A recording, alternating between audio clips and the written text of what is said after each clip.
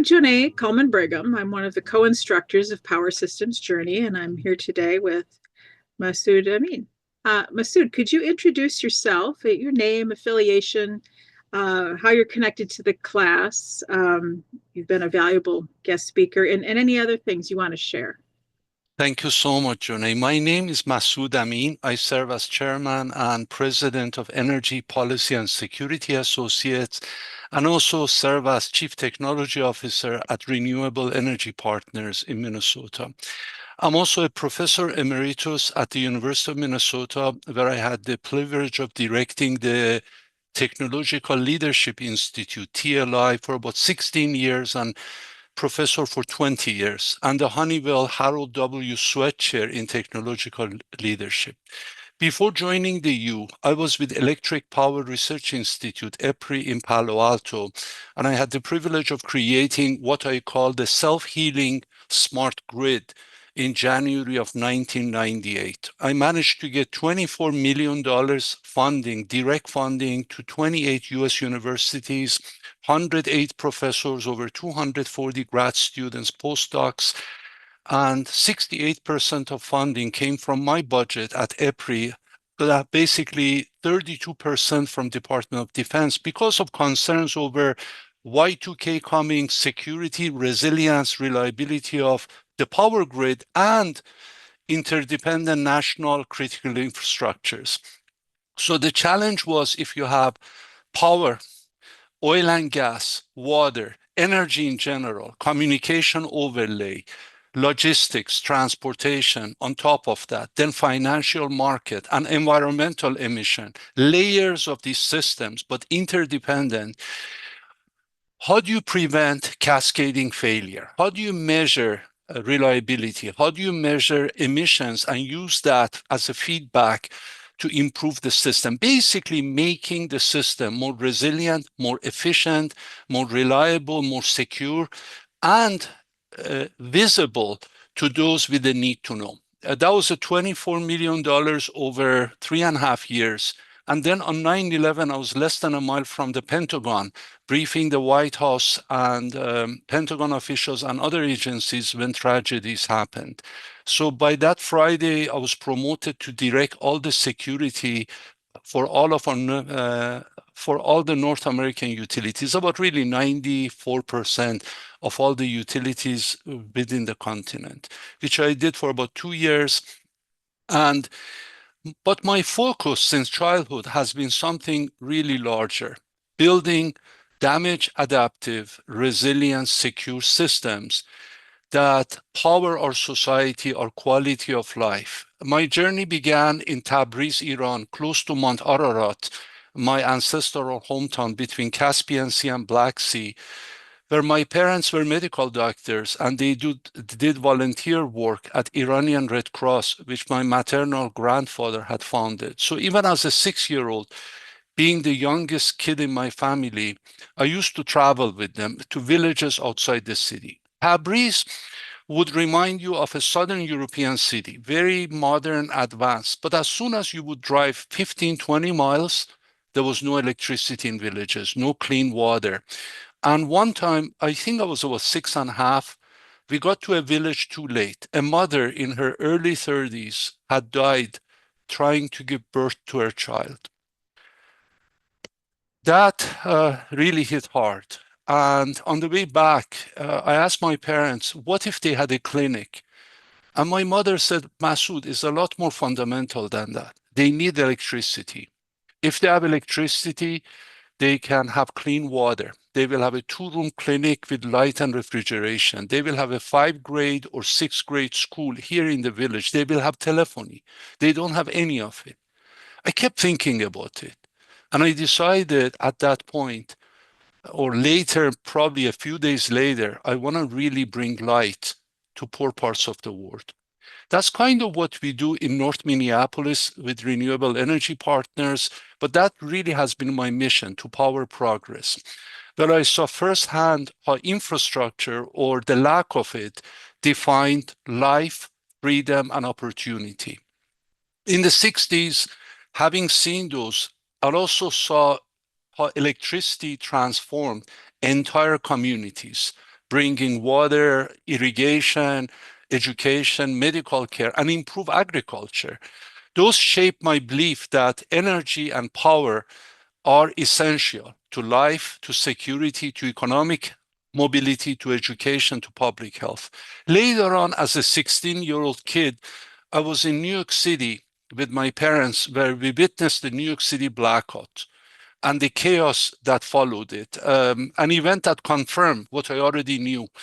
Power systems are the foundation of modern civilization. Without them, economies fail, security weakens, and daily life collapses. It was only a 24-hour or 25-hour outage, but the whole society collapsed. So on one side of the world, I saw villages without electricity. On the other side, I saw the biggest, the most advanced city I'd ever been to. I'd been to Paris, London, Frankfurt, all over, but the biggest city I'd ever seen just became chaotic.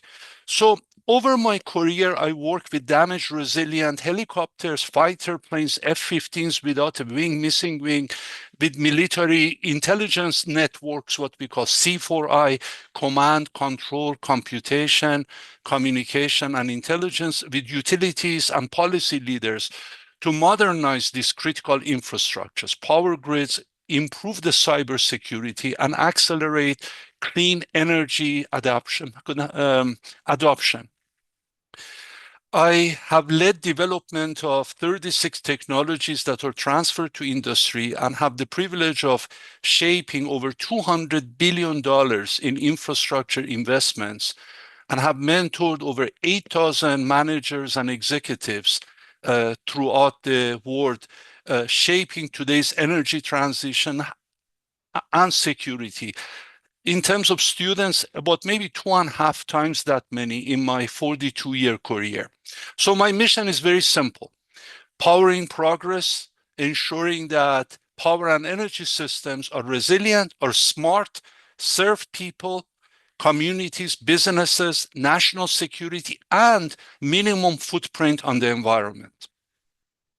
Thank you, Massoud. The next question is, what have you been up to lately? I retired from the U of M in March of 2023. So almost in 2 years, I started my own company called Energy Policy and Security Associate, DC, Wisconsin, Minnesota, and Florida. Our work focuses on modernizing power and energy infrastructures, the same system with the overlay of communication, control, automation, environmental footprint, economic assessment, job creation, interdependencies with logistics, with a pragmatic approach that integrates technology, policy, investment, climate to deliver secure, sustainable, and equitable power.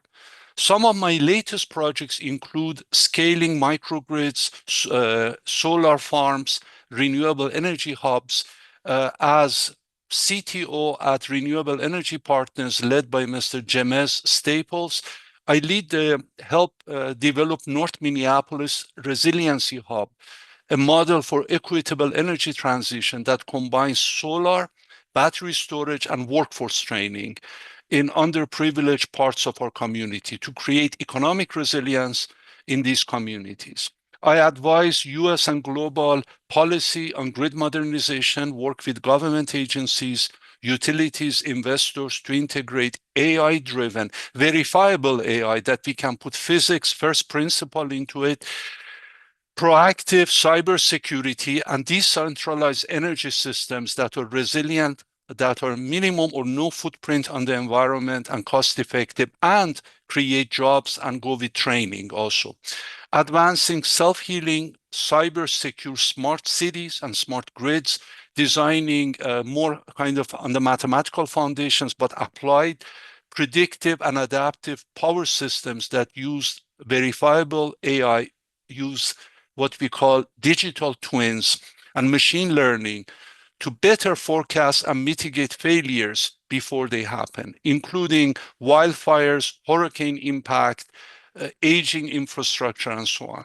Scaling the Generation 4 and small modular nuclear reactors for large data centers and also renewable energy storage innovations within that. Small modular reactors, next gen storage of energy to enable stable grid that balances renewable with baseload reliability. So I focus on making the energy transition sustainable, reliable, secure, and accessible to all.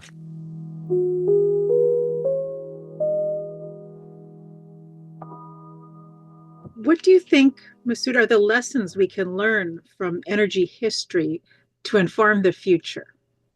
Thank you. About lessons from history, coincidentally, I just finished my second major edit of a book I'm writing for IEEE and Wiley on technological leadership. And one of the foci within that book is energy and power. So I have been digging a lot deeper. I thought I knew it, but I'm realizing that I'm learning a lot more the more I read, I listen to others. So infrastructure defines progress. From Edison's Pearl Street Station in 1882 to today's smart AI-driven grids, power systems are the foundation of economic growth, environmental security, and stability. However, centralization creates efficiency, but also comes with risks. The US grid was centralized in a transition from 1907 to 1950s, but blackouts in 1965, 2003, and what we have seen in Texas in 2021 and other outages expose a single points of failure that cascade throughout the system. Combining that backbone of centralized with the decentralization through microgrids, storage, smart systems optimization, AI-driven automation is key to our future resilience, job creation, and training. Also, security is as critical as sustainability. After 9/11, when I directed all the security research and development for our North American critical infrastructure, it became very apparent that there are many areas that if a multi-pronged attack hits it, we may be without power for a long time. I'm talking about months or even a couple of years. So verifiable AI, smart optimization, data-driven control, feedback, if you will, automation and digitization increase efficiency. However, they attack the surface for cyber threats. So a risk we must mitigate proactively. In terms of, so that's all the past up to now. When we look forward, maybe this year, 2025 to 2050, decentralization by 2035, 18 to 20% of US energy will come from distributed microgrids. Verifiable AI, digital twins, and predictive maintenance with automation can reduce outages somewhere between 20 to 27%, cutting economic losses and disruptions. Smaller, more modular, fail-safe nuclear and energy storage, small modular reactors, long duration storage will stabilize grid both for the base load as well as for storing what renewables provide that that rely on intermittent sources. Resilience and adaptation. Energy transition is critical because I have mapped these, I've assessed them since data that I've obtained from 1950s to the present. We used to have 3 to 5 major outages a year caused by climate, by bad weather, back in the 50s, 60s, 70s, and 80s. In mid-1995, something happened. It started creeping up to the point that it creeped up to about 70 outages per year by 2010, 2012. Last year, we had over 130 outages caused by climate, aging infrastructure, and the impacts of extreme weather. These events by 2050 are highly likely to triple in frequency, even become more adverse, more extreme. The two extremes are expanding, coldest and hottest, requiring climate resilient, climate adaptive grid designs. So the future grid must be self-healing, smart, adaptive, cyber secure, and climate resilient.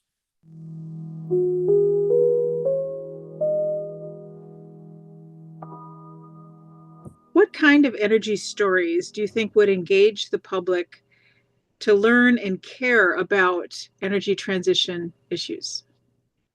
You know, I look at my own journey since that moment in a village outside of my ancestral hometown, what impacted me to understand the criticality of access to affordable, available, reliable, low footprint on the environment electricity, sustainable electricity.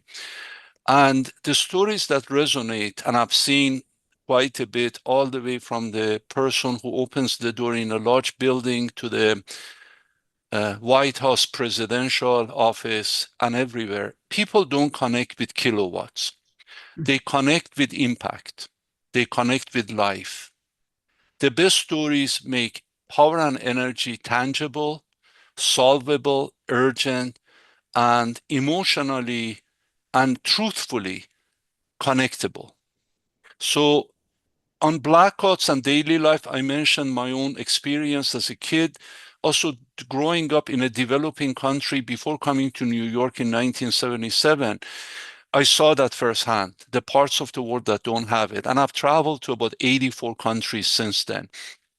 The 1977 New York City blackout was like a sledgehammer to the society and to me personally. How energy failure creates chaos, looting, stealing, burning fires, over 300, so many hundreds of arrests. So, what happens today when hospitals, businesses, homes lose power for days, like what we have seen happen in Florida, in Texas, in Louisiana, in Massachusetts, California, elsewhere? That requires real world resilience. So, my first pillar is how it affects us in our life, make it very tangible. Number two is real world resilience. Instead of saying smart grids prevent outages, show how verifiable AI, these smarter controls, prevent cascading failures in California, which they did, or how microgrid kept power on after Hurricane Maria destroyed Puerto Rico. We put microgrids there. So the hurricane that came 2 years later, we restored electricity to over 94% of population within 2 days, a place that had been without electricity for 9 to 11 months. And finally, equity and economic growth, opportunity. Stories about North Minneapolis Resiliency Hub or tribal microgrids in Arizona, in Minnesota, prove that clean energy can create and does create jobs, increase security and economic stability, not just save the environment, that it matters, but also empowers people. So those are the three pillars I try to convey in every story that I tell to the stakeholders. I gave a TEDx talk a few years ago, and I started with, have you ever been in a major city during a major blackout? Or have you been in a village without electricity? That's how I start, and I deliver on that same story, if that makes sense.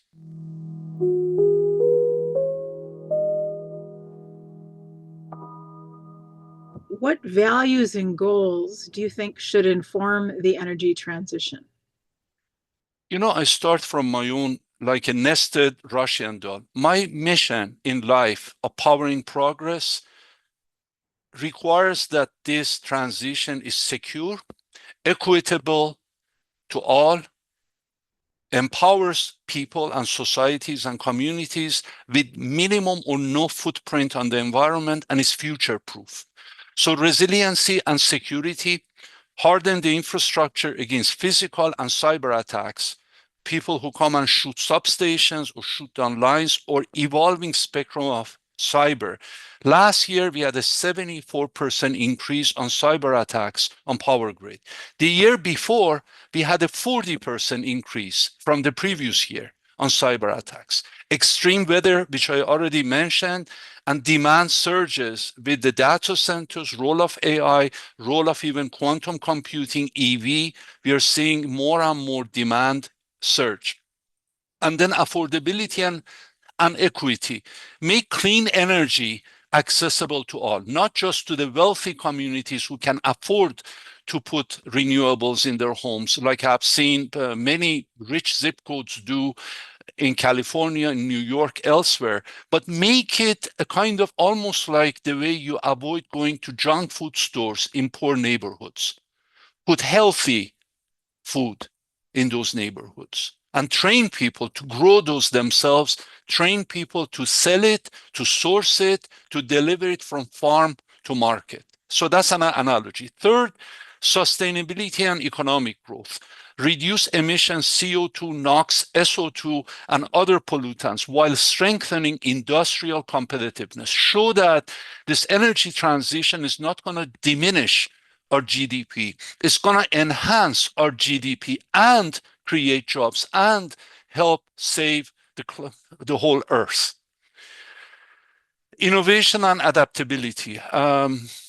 Use verifiable AI, automation, better sensing, better control, closing loops we have never closed before, energy storage to make the grid dynamic, two-way flow, climate resilient, and future ready. So in a nutshell, the values and goals are: it's a green grid, it's smart, it's secure, it's resilient, and it creates life, supports life, and enables economic growth.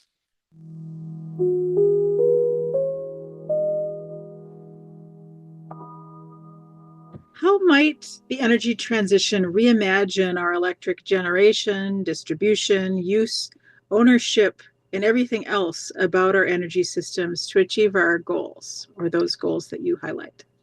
Thank you. The whole flow from fuel source to generation, transmission, distribution, end use, ownership is no longer centralized utilities. It's becoming dynamic, decentralized, and adaptive, almost like a retrofitting the existing system with hubs within that to reinforce it. So generation is moving to hybrid energy portfolios: wind, solar, small modular reactor storage. In addition to some sites, we have natural gas permitting has been easier, that ensure all of these together ensure source sustainability and reliability. Transmission and distribution, smart grid, smarter machine learning, verifiable AI, dynamic optimization of microgrids, and this demand-side automation has helped. Energy use, end use, smarter homes, again, smarter AI-managed buildings, and EV integration to optimize building and system overall flow, reliability, security, and efficiency.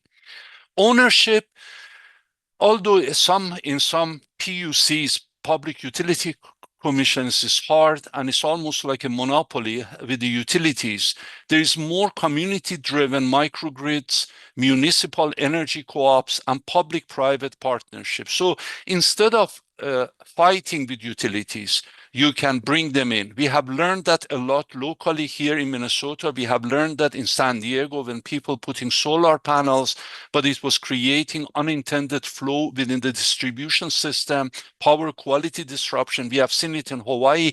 There is a way to build a bridge, and utilities would benefit from that. We did that back at University of Minnesota. Morris, my colleagues who led the effort with Otter Tail Power. We have done the same projects in about 78 microgrid projects that I've had the privilege of leading in the last few years. To conclude this question, by 2035, about 40% of new energy projects are likely to be community-led, microgrid-based, or verifiable AI managed. These reshape how we generate, distribute, and control power. And that is a trend that is here to stay because that meets all the criteria we talked about earlier, makes us more resilient, create jobs, reduces emissions, greenhouse gas emissions, and is community empowerment in addition to that, if you combine it with job training.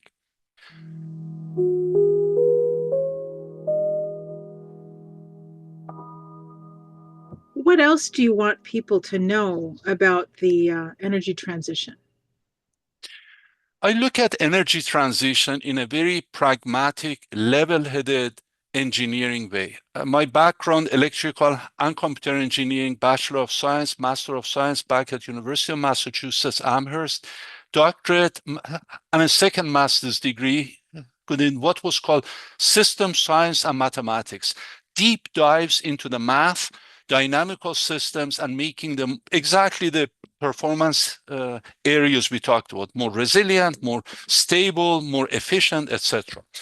To me, energy transition is about climate, is about security, is about economic strength and equity.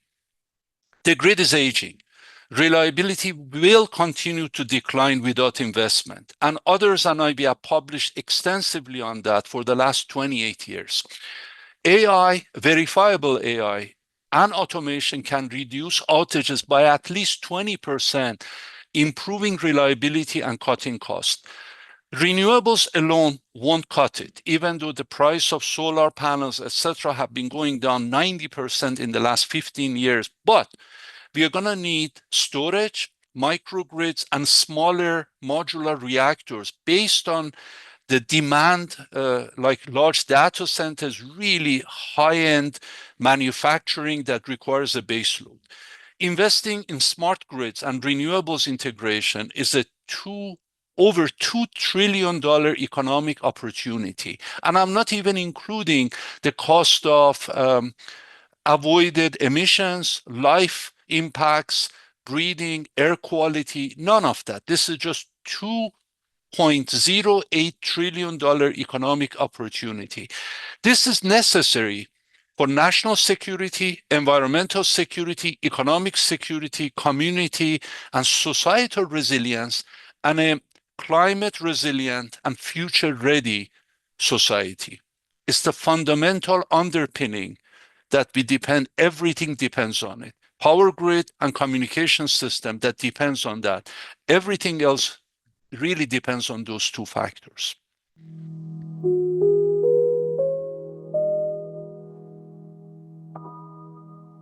Well, what else is on your mind, Massoud? Thank you. Uh, the most fundamental is what we have talked about, that power is the foundation of everything. Without a secure, smart grid, we face economic stagnation, weakened national security, deepening inequalities. And this transition isn't just a challenge, it's an opportunity. I look at it as an opportunity. We have the technology, we have the investment capital. The only question is, do we have the leadership and the will, the tenacity, and the humility side by side to execute it?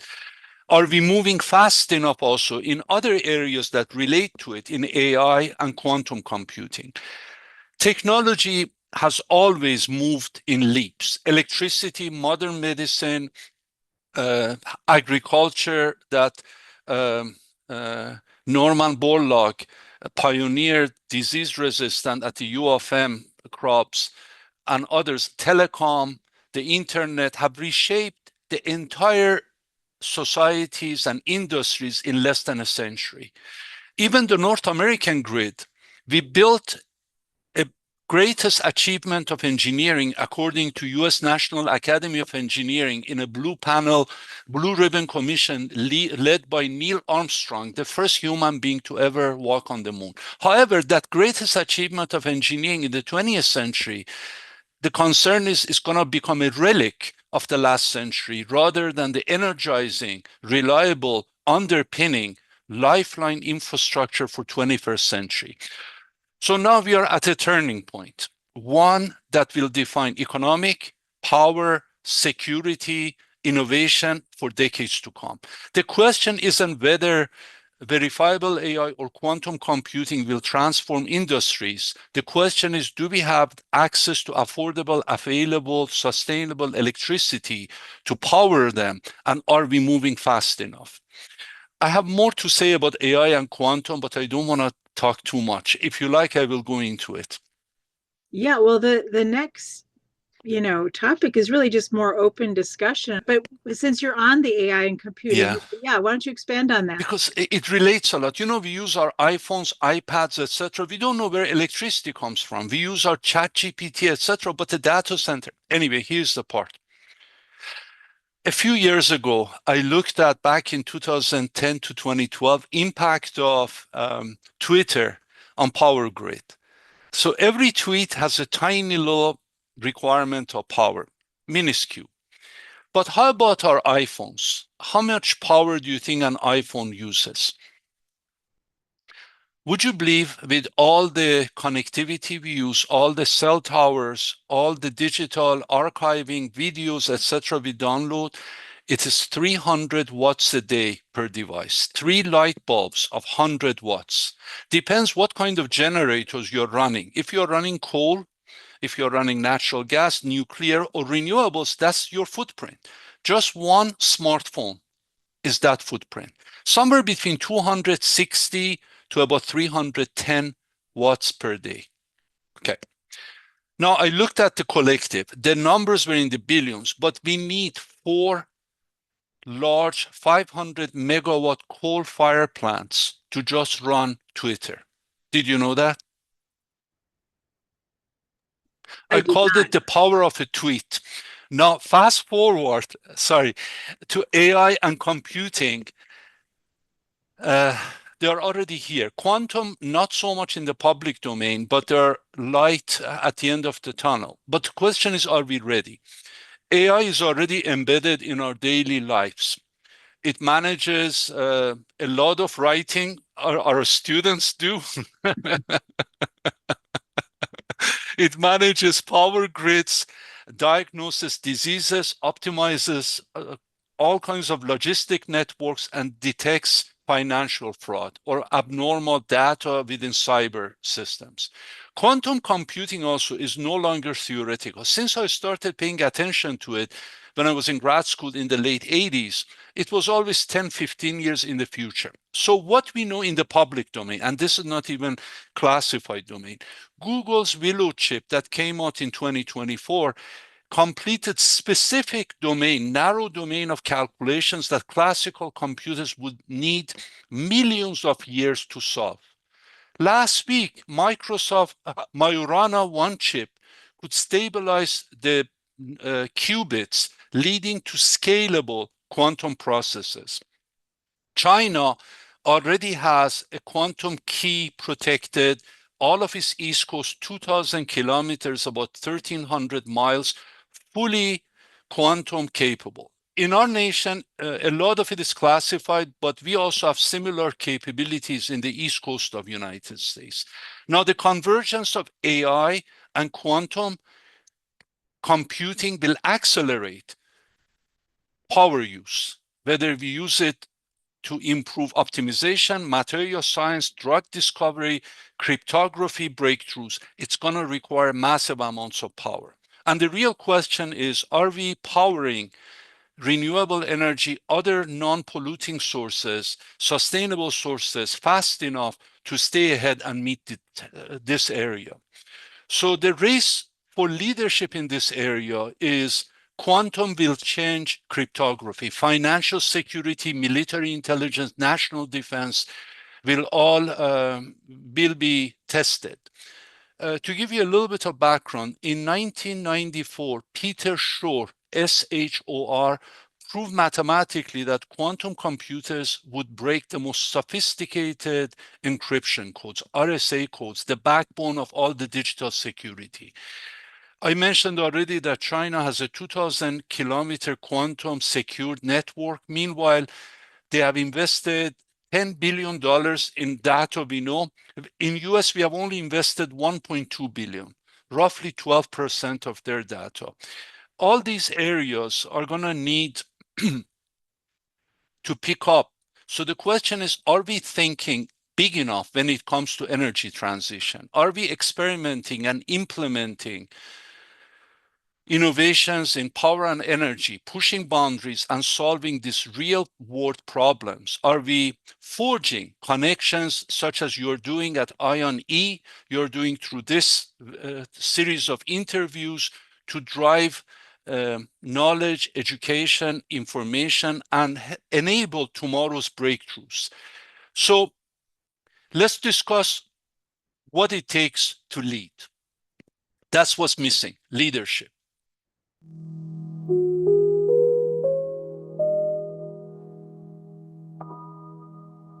That's fascinating. I have to admit that I've been wondering, should I feel guilty if I use ChatGPT because of the footprint? And I wonder, as you were talking about the scale of the power demand, if you see any, I want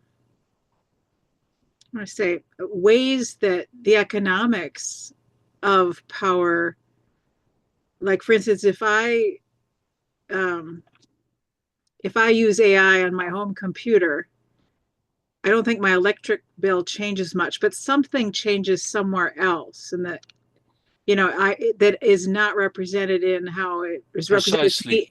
me economically. I mean, not to say we'll have AI meters on our, but do you see any Absolutely. ideas about how to uh, represent or have some feedback Absolutely. loops on the use of AI? Uh, you know, talking cats are great, but like, how do we represent the cost in order to inform the use? Excellent question. So when you think about if you use AI or use your smart devices more and more, or you put sensors, smart homes, etc., it doesn't change your bill too much because it's a few drops in the big bucket. But if you think about what it takes to run them, what's the smartphone without the network, without the server farms, without the data centers to operate? It's a paperweight. So it's not this device only, it's the whole system. And that's really what I'm getting at. We look at the, my apologies. We look at the whole system end to end. When we use, let's say, a tiny app, whether it is Facebook, LinkedIn, ChatGPT, Twitter, X, although our input or our requirement for power is tiny, it's like 0.0002 watts or something tiny, the collection of those, when millions or billions globally use it, it goes through a system, a communication system, internet. Again, it goes through data centers, server farms. That's why the server farms are doubling every 7 or 8 years. So the real cost of that is not just our home electricity bill or when we charge our phones or our computers. The real cost is the entire system. The network, the communication that it takes to transmit the data, the signal, and where the computation is done in the cloud. The cost is in the cloud and the whole system. Do I make sense? Yes, and I guess I'm curious, how will we how do we de-externalize the cost from the people choosing to use AI? How can we, internalize that cost, or do we? It's just because I'm seeing it everywhere I go. People say we can use AI to do that and that and that, and I wonder, how is that cost reflected in the decisions we make versus absorbed by the kind of internet commons or Thank you. whatever. Johnny, I briefly mentioned it when we use our smartphones or iPads or whatever, we don't think about it, but it's going somewhere. Let me, in my conclusion, I make sure I close it with that as one of my key takeaways. Think systems. Do not just my little component, but where it connects. It's like if actually we did this as a sophomore at University of Massachusetts, we all decided, we all in dormitories at certain time, we synchronized our watches, our analog wristwatches, to see whether we can see an oscillation in the power grid. So all of us, exactly at 10 p.m., we turned the lights off and then gave it a few seconds, about 10 seconds, and turned it on. And yes, we did see a flicker of light. We didn't take the system down, but that gives you an example. Thank goodness we didn't damage any equipment, but we Yeah. did see. But we gave it at least 2 cycles of sensing within the power grid. Although we are a relatively small university, about half of the size of U of M, but it did make a difference. Even though we didn't collect how many people actually did that, but it was in every residential hall with engineering majors in it.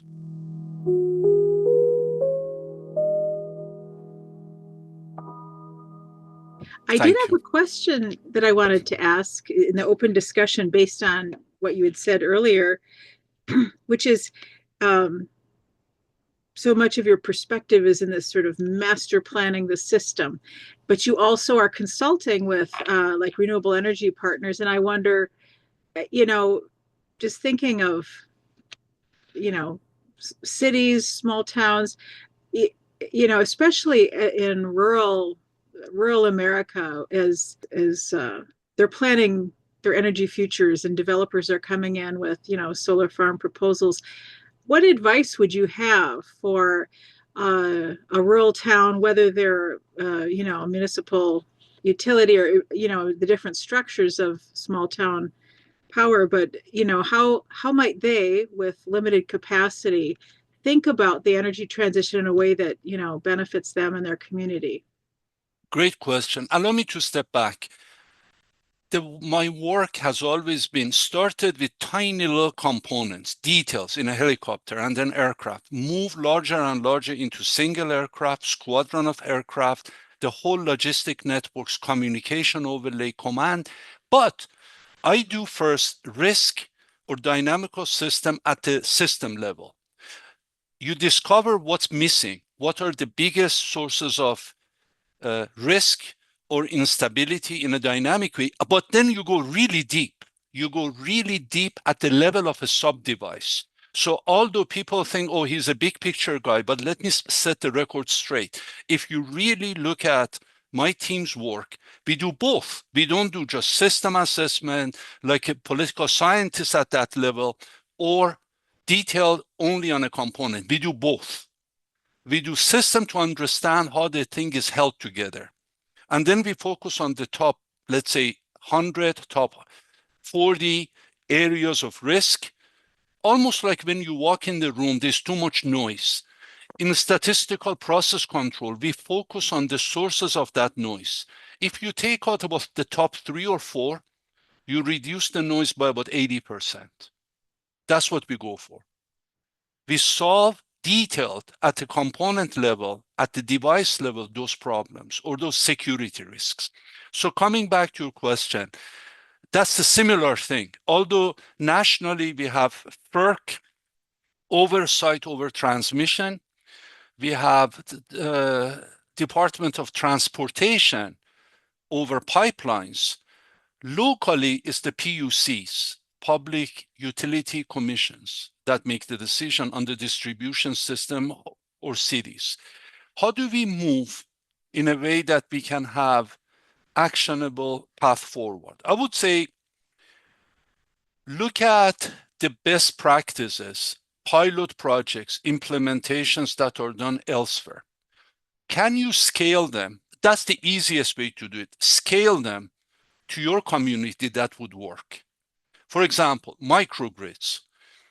Can they be adopted? Does it make sense from an investment, financial, operationally, community, economic growth, workforce training? What are the key glitch points in that to make it successful? And that goes back to what we talked about. So bring it down to a building in Minneapolis public school system. Bring it to the dirtiest power building in a community that pollutes a lot. If you can take care of it, if you can actually retrofit it, improve it, Then you can scale back up. So it's again macro, meso. Within the meso, I would say state level or regional level, because electrons are not separated by political boundaries. They are not red or blue. We got to follow first principle, physics, engineering, but then bring that down to the level of a building or a community. That's how I would do it. And base it on real evidence, data, science, but what you do, compelling story that actually works. Because all the science, all the engineering without ability to make an impact, to make it real, make it authentic, it's not going to fly. You have a nice publication, you have a nice report, but it will collect dust. Secondly, I would say to make it happen would be balancing sustainability, security, economic growth together. The coherent story together, fusion of them. Transitioning to cleaner energy isn't just saving the planet or reducing emissions. It's about strengthening the system to be more resilient, economic empowerment, and workforce development. And then move it to the policy. The technology is ready, capital exists, but policy, as you mentioned, Johnny, lags behind technological progress. We need to accelerate market adoption and do it in a non-partisan way. I've used the examples in church groups, other groups, that this is an ethical responsibility of the land, of the planet we leave behind to our children and grandchildren. And I use the Native American saying in that area that we know that we have inherited it, this earth, we don't own it. Finally, the workforce empowerment, workforce training. We have trainees from 17-year-old to 72-year-old. When we talk about automation, renewable energy partners, solar storage, those are all areas. Even we are thinking about pushing it further within cybersecurity, 2 graduate degrees that I created at the U. One of them on within the security area, you could specialize cyber, food, pandemics, critical infrastructure, financial systems. So we can do it for people who are in technical areas, hands-on. Similarly, for automation control. We don't have enough professionals right now to execute these at scale. Unions are hiring. You have the right people, the unions are hiring. And this can be, again, bring unions in, bring utilities in, bring the PUC in, bring can-do people, not just sitting, doing assessments, ivory tower, and bring colleagues. You can tell the story, can actually make it real in an authentic, honest, ethical way with integrity, no fluff, straight talk. That's it. That's what we need. So this is no longer an industry. It's the backbone of a story of our lives. It's the backbone of economic and national security. We need bold, informed, authentic servant leadership, pragmatic, data-driven, humble, but evidence-based approaches for informed, better policies, and then rapid deployment to make this vision of sustainability, economic growth, empowerment, security, reliability happen. So what's holding us back? How do we move from the work we have done many of them at scale, move from these to a more widespread adoption? That's the challenge.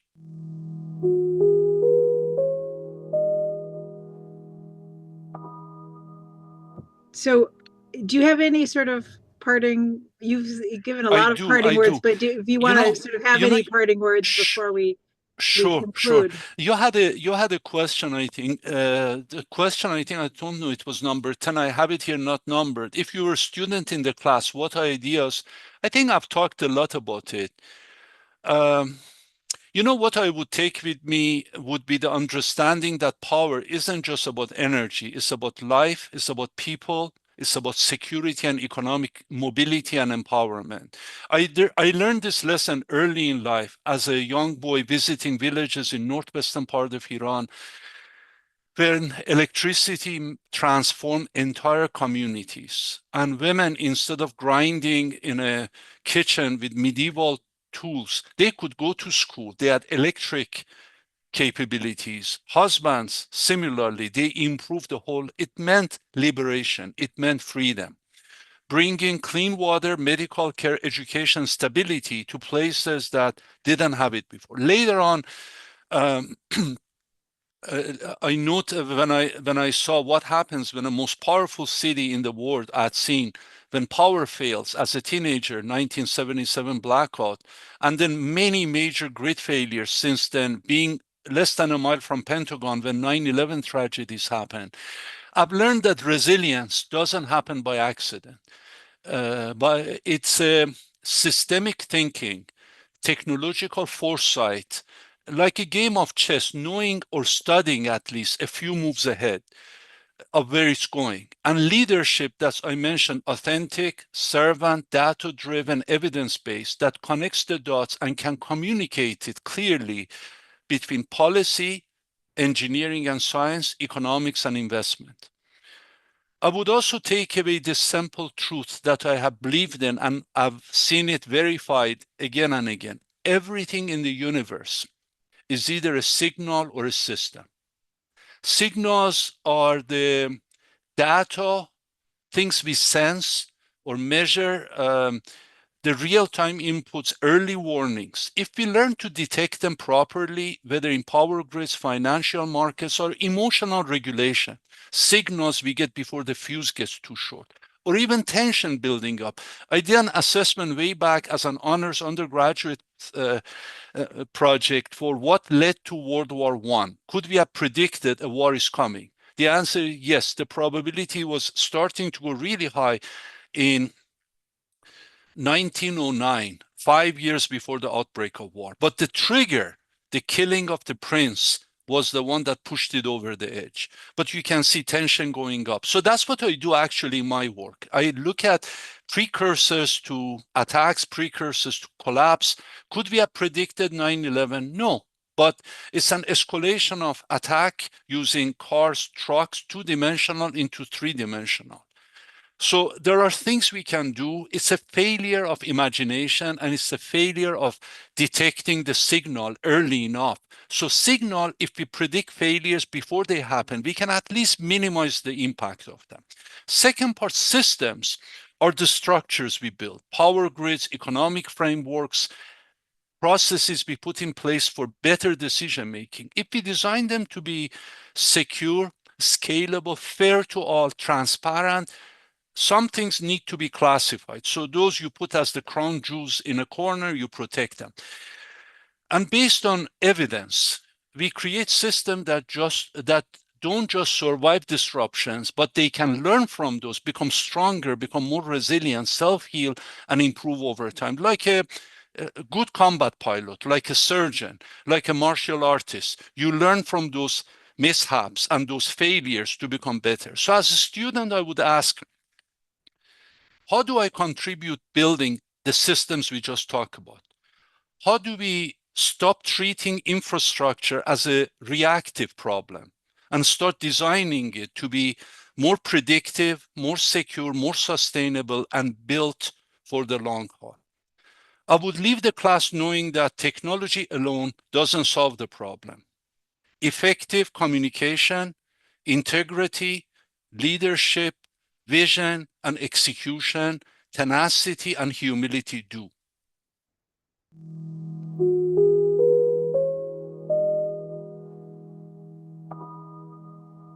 And I have nuggets, very quick nuggets to share with you. Are you ready? We're ready. I have 6 areas with a couple under each one. I wrote these down. Sorry. I will not read them. I will just look briefly at my paper. Okay. On energy transition and public engagement. So when we use our smartphone or our telephone or we use an app on it, do we think about how much power does it take to run that app or that command? Do we consider really that it goes through a signal, connects to our home devices, connects to the internet, connects to cell sites, connects to satellites, connects to a data center or multiple, and some generator somewhere goes a little bit faster to catch up with that demand? Imagine if simultaneously 100,000 of us in one community do that together. How much is the demand on power grid?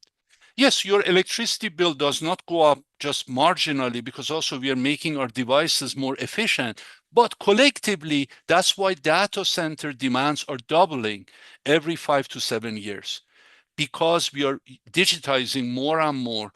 And although it improves in some ways our quality of life during COVID, we could still work together, teach classes, etc. But that also puts burden somewhere else in the system. That's what we talked about. That's the first one. The grid isn't just wires and switches, not just an engineering marvel of the 20th century.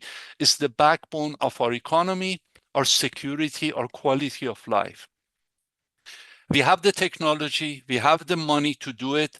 What's lacking is how we communicate, leadership, coherent, data-driven, evidence-based public policy and execution. On infrastructure and investment, the grid was built for the 20th century for refrigerators and lighting, not for a big digital economy with AI running, quantum computing coming. And unfortunately, it wasn't built for climate change and the extreme events that we have witnessed in the last 25 years, and it's increasing. So resiliency isn't preventing failure. It's stopping failure from becoming widespread, becoming disastrous, localizing that footprint. Although the future may be uncertain, there are some fundamental things we can do in order to build our system to be better prepared, risk manage for the changes we are witnessing. That gets us into leadership, on technological leadership. And by technology, I mean any application of science, physical sciences, biological sciences, any of them. Leadership isn't knowing every detail. It's good to know ability to go really down to the level of nano or even below nano. It's about creating systems that are sustainable, that last based on your highest values of humanity and ethics. The right decision is rarely the easy one you make. That's why progress demands critical thinking, checking our ego at the door, cultivating a quiet mind, relying on evidence-driven, data-driven decisions, and make decisions when you have about 40 to 70% of data. If you wait past 70, it's too long. If you do before 40%, it's too short. There are studies that have done that. And my old dear friend Earl Buchan, alum of ECE department at the U, inventor of pacemaker, used to say, shoot, then aim. Shoot, course correct, then aim. That's how he beat large companies in his North Minneapolis garage, built the first portable pacemaker. Courage, humility, tenacity, and professional will. Technology alone doesn't change, doesn't drive this change. It's leadership with vision and clear communication and authentic, effective execution that do. Hope isn't a strategy. Fear is not a strategy. Resilience and clear thinking, critical thinking, and action are. We can debate for decades or harden the grid today. One of those keeps the light on. Which one do you choose? And most importantly, human beings are the most critical in every critical infrastructure I have worked on. The smartest grid is useless without the people to build and secure it. And energy transition is a workforce revolution. We need more than engineers. We need leaders, great community leaders, great communicators who see energy as a system of systems. Control energy, security, you control the future. Thank you so much, Massoud. It's been an amazing conversation and such a pleasure to know you over these years. And thank you for sharing all your insights and reflections with our audience. Really It was an appreciate it. honor and a privilege. Thank you for having me. I apologize for my verbosity.